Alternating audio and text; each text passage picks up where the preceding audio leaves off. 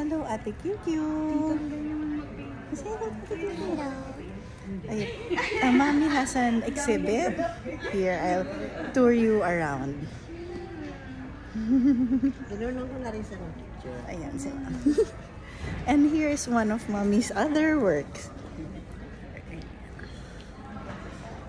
So Mommy will now walk around so you can see the other paintings.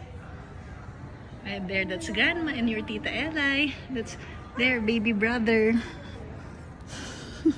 Mommy's not really good with taking selfie videos talaga, but no, Ate QQ, that I love you and I miss you.